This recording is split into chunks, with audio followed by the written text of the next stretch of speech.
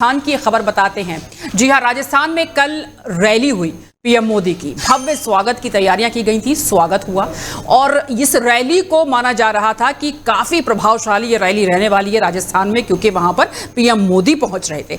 लेकिन ऐसे में जो एक मैसेज निकल कर आया है, जो एक सिग्नल निकल कर आया है इस रैली से, जरा वो आपको बता दें, क्योंकि खबर वही है कि वसुंधरा राजे, जो कि राजस्थान का सबसे बड़ा कद्दावर चेहरा मानी जाती हैं, उनको दरकिनार किया गया है, उनको इग्नोर किया गया है मोदी जी की तरफ से और तमाम पार्टी के नेताओं की तरफ से। प्रदेश अध्यक्ष आगे आगे दिखाई दिए हैं, माला पहनाते हुए भी वही दिखाई दिए हैं। लेकिन वसुंधरा राजे क्या खफा है पार्टी से? क्या नाराजगी है? क्या अंदरून खाना राजनीति चरम पर पहुंच चुकी है?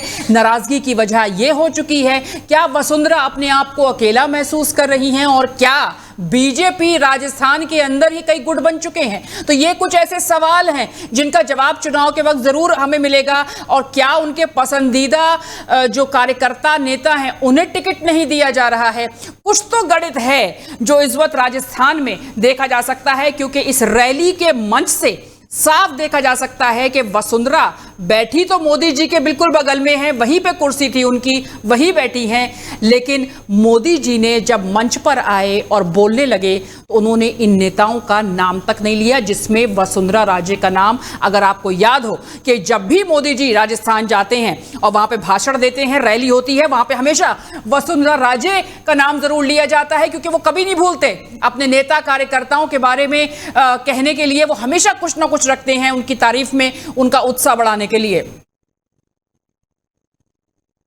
संजय वर्मा हमारे साथ मौजूद है। संजय, ये जो खबर आई, ये जो एक मैसेज निकल कर आया, इसके बारे में क्या कहना है कांग्रेस का और क्या कहना है बीजेपी का, उन बीजेपी के नेताओं का जो कि गुटबाजी में इस वक्त सबसे आगे चल रहे हैं? बिल्कुल हुमा जी, मैं बता दूं कि जिस तरह से कल जो प्रधानमंत्री नरेंद्र मोदी की कार्यकर्ता सम्मेलन हुआ, उसमें जिस तरह से वसुंधरा राजे की अनदेखी हुई, वो एक अपने आप में विचित्र रहस्यमय और सवाल था। मोदी जी ने सबको अभिवादन किया, वसुंधरा राजे से अभिवादन करना भी मुनासिब नहीं समझा।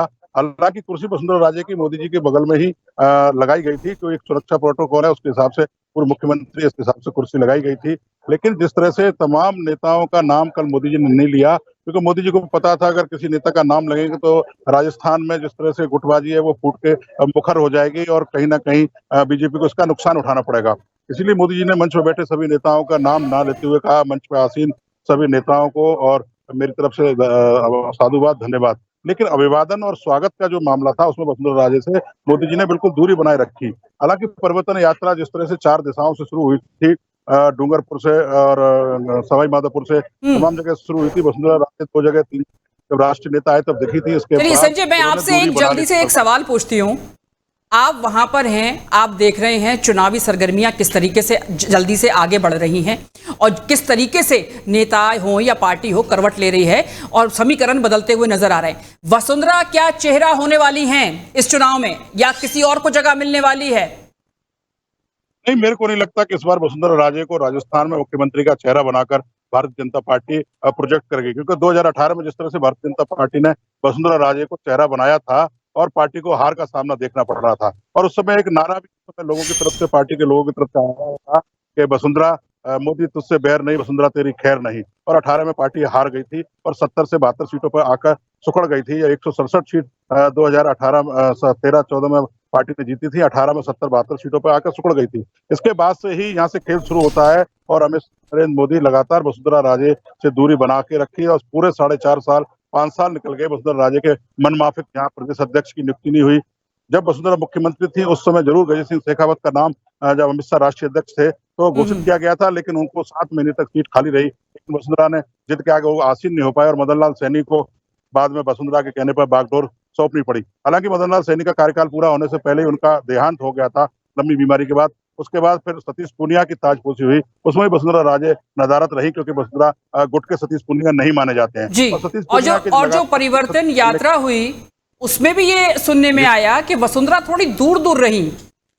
मतलब ये तो वो है संजय, ये तो ऐसी बात हो गई कि चुनाव चल रहे हैं, बड़ा चेहरा है राजस्थान का वसुंधरा राजे, पुराना बीजेपी से काफी सालों से जुड़ी रही हैं। ऐसे में अगर वो दूर हो जाती हैं तो ये कार्यकर्ताओं का मनोबल नहीं टूटेगा? क्या कार्यकर्ता जो हैं ये नहीं समझ पा रहे हैं कि अंदरून खाना राजनीति है या सीधा दिल्ली से ही कोई मैसेज है कि भैया वसुंधरा राजे को दूर दूर रखना है वरना नुकसान हो जाएगा चुनाव में?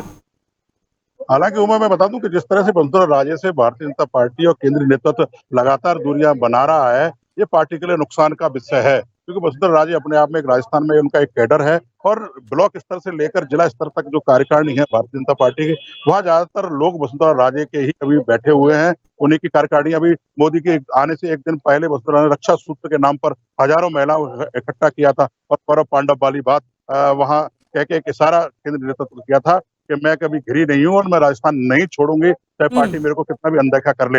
ये बात भी सही है कि अगर वसुंधरा राजे को पार्टी का अलग किया तो पार्टी यहाँ नुकसान उठाएगी और सरकार में आना मुश्किल है, पार्टी की बढ़ सकती है और सरकार में आना भी मुश्किल हो सकता है। और इससे ऐसा लगता है कि कहीं ना कहीं जो केंद्रीय नेतृत्व है वसुंधरा राजे को क्यों दूर रख रहा है, इसकी वजह साफ नहीं हो पाई है, क्योंकि जिसमें से तमाम जो जहाँ केंद्रीय जो मंत्री हैं, अर्जुन राम मेघवाल हैं, गजेंद्र सिंह शेखावत हैं, सतीश पूनिया, राजेंद्र सिंह राठौर, सब अपने आप को मुख्यमंत्री का चेहरा मान रहे हैं। और कल एक मोदी जी की सभा में एक बड़ी विचित्र बात हुई, दिया कुमारी जो राजसमंद से सांसद हैं, उन्होंने मोदी के मंच का संचालन करा। तो इशारे में केंद्रीय नेतृत्व वसुंधरा की जगह दिया कुमारी को रिप्लेस करने की भी जुगत में लगा है, लेकिन दिया कुमारी उतना बड़ा फेस अभी नहीं है जितना बड़ा वसुंधरा का फेस है, पूरे राजस्थान में हो या देश की बात हो। अगर वसुंधरा को केंद्रीय नेतृत्व अलग करता है तो पार्टी को राजस्थान में निश्चित तौर पर बड़ा नुकसान उठाना पड़ेगा।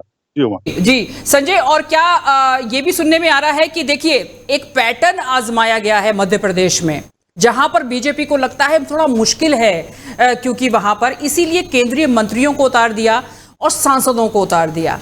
क्या ये पैटर्न बीजेपी राजस्थान में भी उतारेगी? क्या आपको ऐसी कोई सुगबुगाहट है या फिर बीजेपी को लगता है कि आसान जीत है क्योंकि लगातार सचिन पायलट और जिस तरीके से जो मुख्यमंत्री हैं उनके बीच में जो नोकझोंक चल रही है, रस्साकशी चल रही है पावर गेम को लेकर, उससे लगता है आसान होगी रहा बीजेपी के लिए राजस्थान में? बिल्कुल, आपने सही कहा है। राजस्थान से अभी खुद भारतीय जनता पार्टी लगभग 10 सांसदों को विधायक का चुनाव लड़ने की तैयारी करा रही है, जिसमें अर्जुन राम मेघवाल है, गजेंद्र सिंह शेखावत है, भरतपुर जो करौली और धौलपुर की जो लोकसभा सीट है मनोज राजौरिया है, वसुंधरा के खास माने जाते हैं।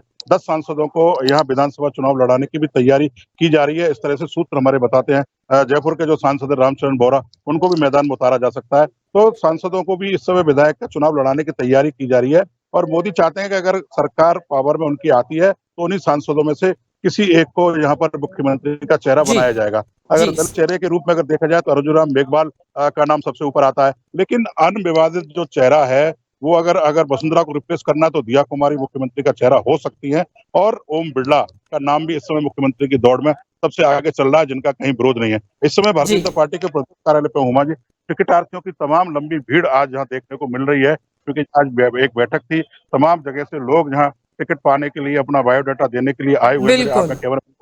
तमाम भीड़ आपको दिखाएं, दर्शकों को दिखाएं कि किस तरह से यहाँ टिकटार्थियों की लंबी भीड़ है।